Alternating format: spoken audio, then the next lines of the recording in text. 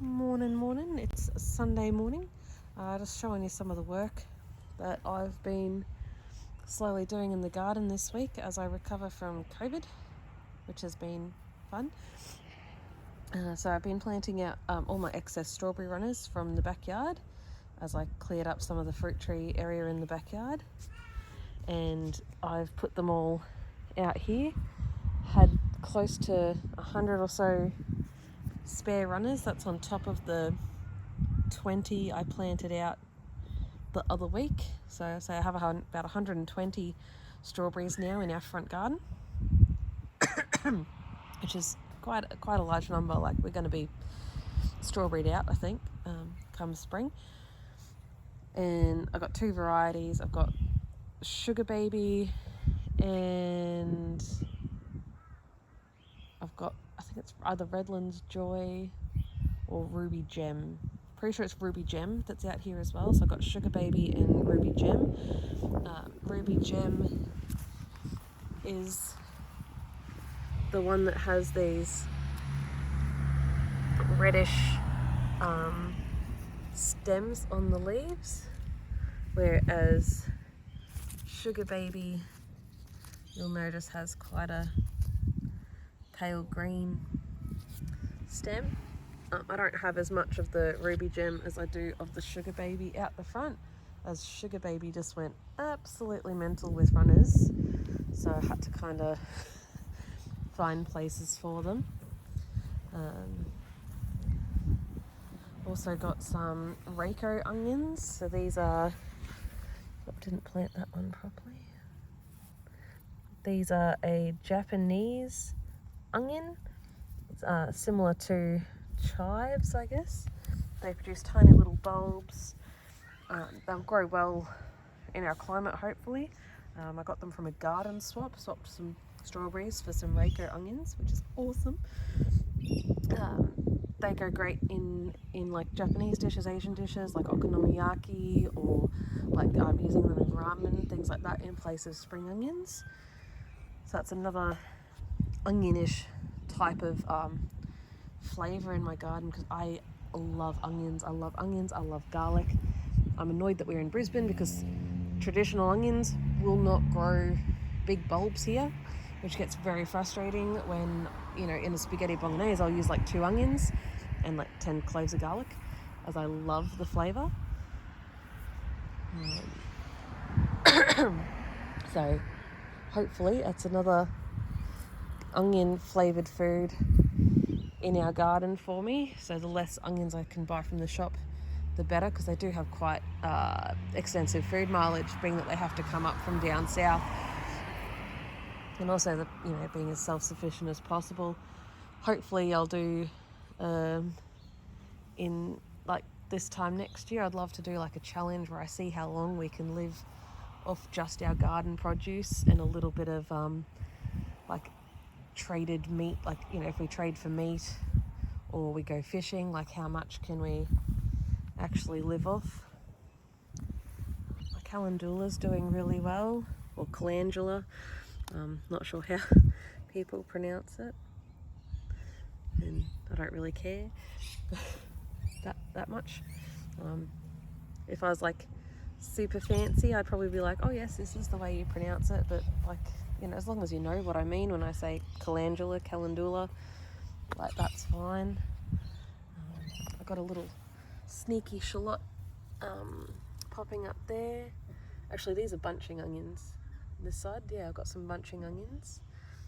Got a discounted packet from Bunnings, so I thought I'll whack them in the ground, give them a go. The others are not really sprouting yet. So I've got one, and one always, with bunching onions, one can turn into 3 can turn into 9. I guess if you get, rule of 3s. I got some discounted basil from my Woolies shop the other week, so I thought, bung that in the ground. That had the root on it, the stems. I'm surprised it survived, actually. Normally Woolies plants tend to not, because they get grown in a colder climate to Brisbane. marigolds are doing well. The nasturtiums that I transplanted are still alive and growing, which is really nice to see. Same as the parsley that I transplanted out of the path. And here, these are my golden shallots. Also haven't sprouted yet. Some more basil, or basil, depends how you pronounce that one as well. More marigolds. Nasturtium's doing well still. That parsley's not doing as well. I'm just gonna open it up, let it have more sunlight.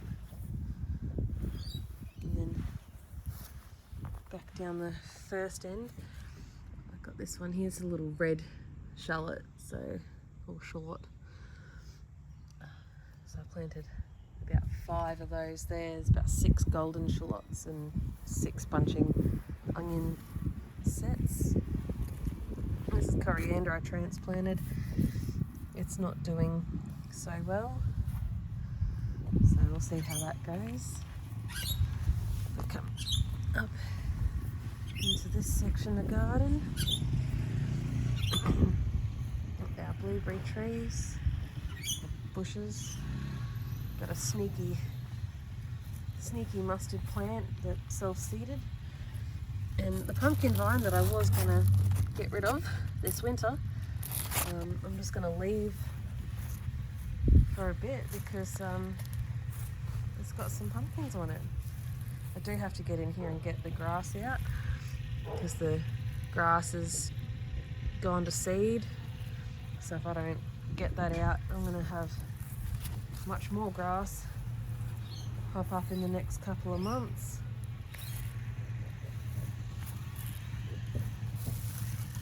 Another sneaky pumpkin. This is a little male pumpkin flower with a helpful bee getting in on it. Now that the weather's sort of cooled down a bit, I won't get as many female flowers as I will male ones. There's another sneaky pumpkin in there.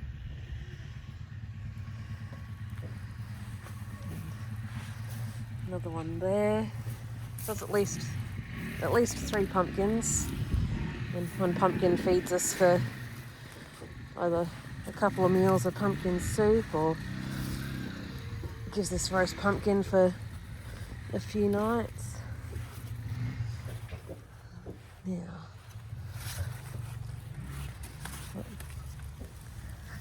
there's another pumpkin. Up in here.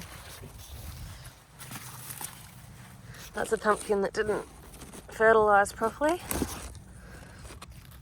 And this is a female pumpkin flower. So the flowers that have the little fruit at the base, they're the female plant, the fruiting plant. That's the one you're going to eat.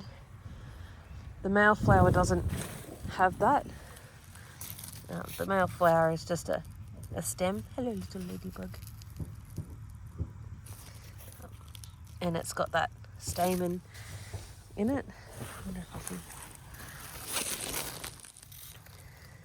And the female flower has the little collectors. There's a little baby female flower there. So the bees I'm just letting the bees do their thing. Because I wasn't really expecting to get any more pumpkins, being that we were going to dig this vine up. In fact, we dug half of it up to put the asparagus bed in at the front there. But yeah, the fact that we're going to get another couple of months of the pumpkin vine in, may as well keep it. Now it's producing some fruit again. Probably pull it out before spring though, so I can get this part of the garden organised. And over here we've got these are the cabbages, cauliflower and broccoli, garlic and herbs that I planted a couple of weeks ago from seedlings that have been getting eaten by grubs, but that's okay. There will probably be a grub living in the very middle, but they honestly don't eat that much if you've got heaps planted. And being that I mostly eat the big outside leaves, I'm not too fussed if it produces a head or not. Would be nice, but I know our climate's a bit warm for anything producing heads.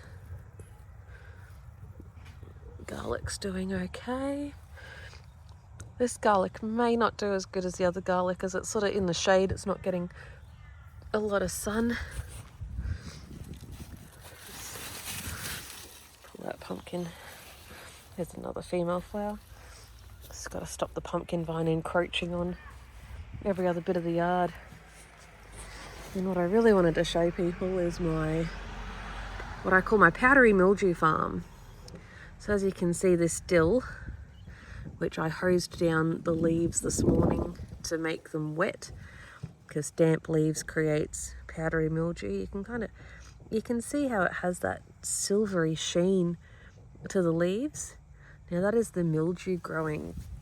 And most people hate the mildew. They fight it with all sorts of like sprays and oils and all of that. I don't. I let it thrive in sections of my garden. Only because, let's see if it'll focus on these ladybugs. So we've got some aphid eating ladybugs here, but as I found this morning, this little yellow ladybug. So we're really lucky here in Brisbane. We have these ladybugs and they actually eat the powdery mildew from the plant. So I always try and leave a couple of plants in my garden that have powdery mildew on them so that I can breed up my own supply of these yellow ladybugs, so that when I have plants that I don't want the powdery mildew on, like my zucchini crop or like this pumpkin doesn't seem to get powdery mildew. It's a Kent pumpkin. Whether that means it's resistant or whether it's just in the good part of my garden where it's not getting wet as much. I mean, I don't really water it, so it's not getting wet. That way, if I ever need to move these little yellow ones around, I can move them to where I need them because I have my own supply of them. I don't have to try and find them from somewhere else. So being that this end of the yard gets shaded by this retaining wall a lot from the eastern sun, and then from the western sun it gets shaded by all these other plants here, it's a really good growing space for the powdery mildew, which means it's a good supply of my little yellow ladybugs. And where there's one, there always tends to be more, but there's heaps of the little, let's see if I can get it to focus again, heaps of these little guys. They're making some babies for me. Just going to leave them to it, give them a bit of privacy. As you can see, these have been eaten quite significantly from the grubs. That's fine. A lot of grub damage there.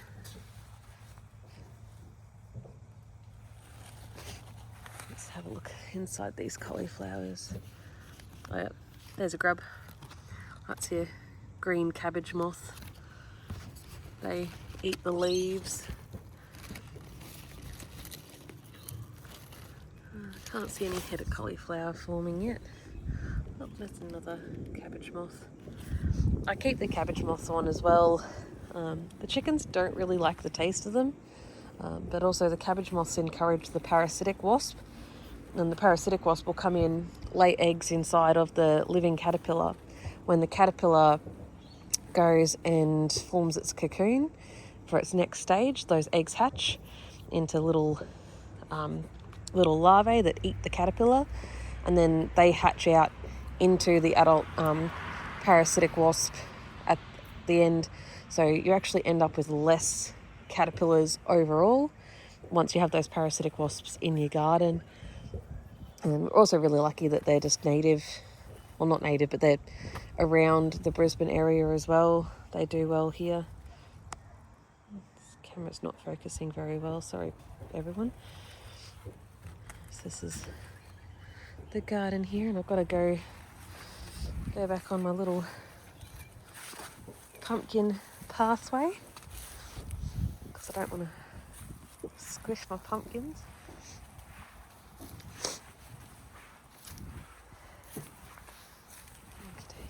I'll go have a look at the sage that's growing. So, have some sage. The dianthus, these flowers are edible, so you can use them to garnish salads or a cake or ice cubes if you want to be fancy. It's like a huge ice cube trend going around on TikTok at the moment, having like a stash of fancy ice cubes in your freezer. I don't have time for that. This is some bug damage that happened earlier that the plant is still growing. I'll probably come in and work out where these little mini heads of cabbage are growing and pluck some out so that the rest have space. Some more sage with the garlic. And as you can see, that cabbage is recovering nicely from the bug damage there. And our dill, so this dill's a bit brighter in colour, a bit more green, so it doesn't have as much of that powdery mildew on it because it gets a lot more sun. Still has a little bit.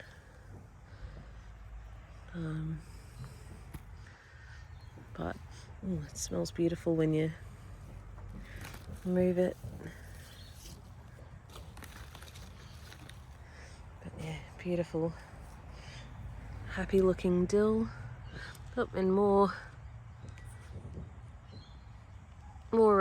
breeding ladybugs. They are loving this weather in my garden, which is great.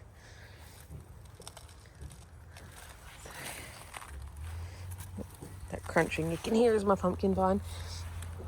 And this is some society garlic that self grows in my garden, and it is not sure if it's edible. I remember seeing somewhere that it is edible, but I don't eat it.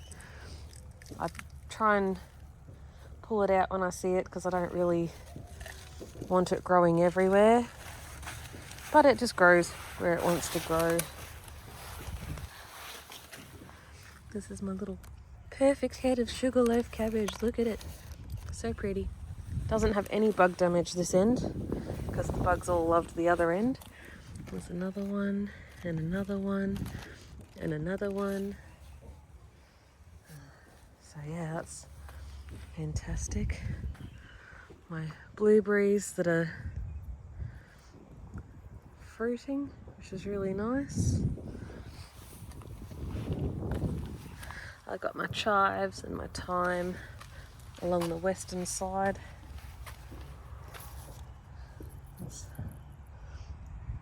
More blueberries. This was in flower a couple of weeks ago. So I've got heaps of blueberries there. This blueberry up here is in flower at the moment. So that's nice. It's my first autumn crop from that one. And then, it's like taking us 18 minutes to get up 2 tiers. Got a little lettuce, some beetroot, and the radishes. So this is what I planted before I had COVID. So I think 2 weeks ago. Whenever we planted a mix of 2 different types of radishes, some beetroot, and then a mixed lettuce packet in this little 1.5 meter long section here.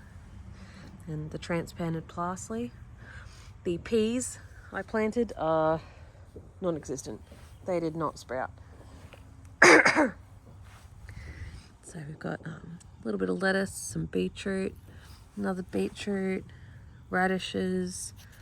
This radish was already here. Some more radishes, another lettuce. That's a mustard plant that I don't want. This is a watermelon radish, so I'm leaving that to get a little bit bigger.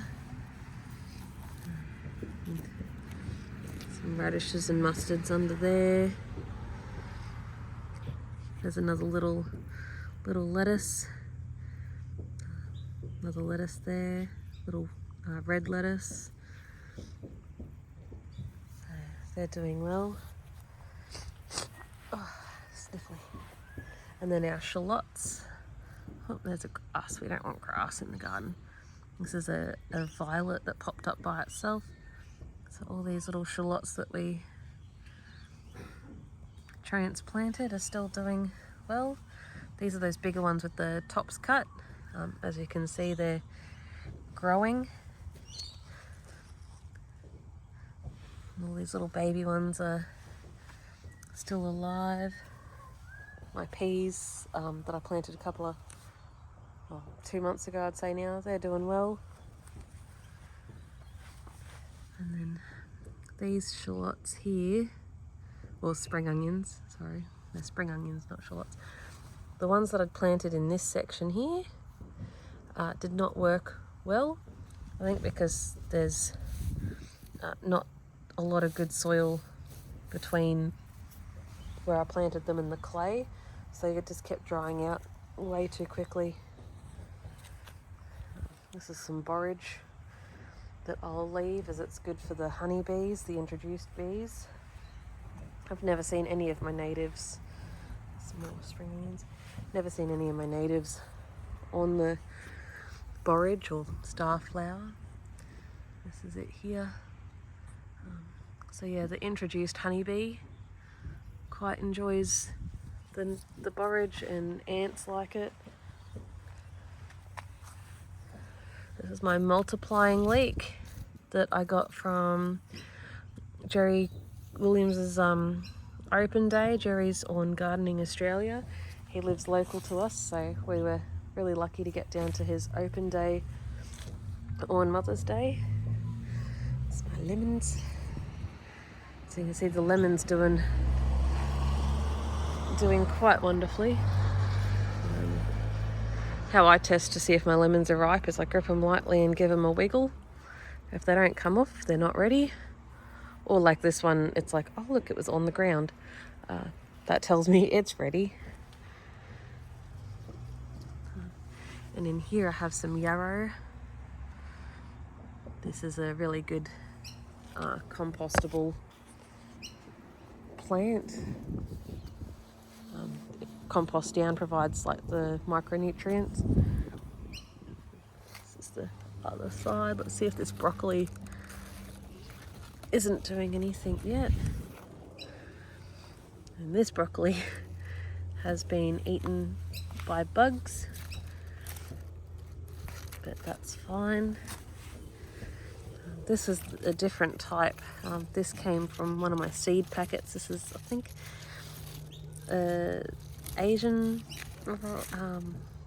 variety. I can't remember the name. I'd have to go check my seed packets and look at it. But yeah, there's no heads of broccoli just yet. It's another society garlic popping up. Some other garlic. I got elephant garlic and Glen Large garlic there. Sneaky parsley that's self-seeded. And then this is my pathway. And you can just see all these little parsley plants that have self-seeded in there. So I'll come out and dig them up and transplant them through the garden. Okay. Back along our pathway, looking at our beautiful watermelon radish that's grown well. In the next couple of days I'm going to take part in the radish challenge. That's where you grow 5 radish seeds over 40 days to see how big you can get your radish. This is a native raspberry, so the Atherton raspberry, the thorny type. It has little sharp thorns. I grow that in a pot, and I'd recommend everyone grow it in a pot because it does like to take over the garden. Up here we've got our rosemary. This rosemary's gonna harvest some and dry it to use as skewers. Whereas this rosemary here is more for the leaves. It doesn't produce these nice, big, strong stems. So you can't use that smaller one for skewers. And this is our elderberry tree that the birds have absolutely been loving, but it's time to prune it back for winter. So in summer this shades the front of our house and keeps our bricks nice and cool. But in winter, because we want the bricks to warm up and hold heat for the day, we will be pruning it and making it smaller again so that the sun can filter through and warm up our house. As you can see, I've already started pruning sections, and this is the regrowth that's gonna come in. We found last year when we pruned it all back at once that it sent out a lot of root runners. So we're just trying to keep, those contained at the moment. So if you cut it all the way back, you will have to deal with those root runners, like a lot more than normal. So we're cutting it back bit by bit this year, just to not freak it out. And so my pineapples, they will fruit this coming spring.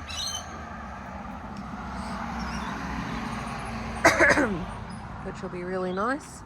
I've got 3 there that'll sprout this spring. It's my native beehive. This is the AA bees.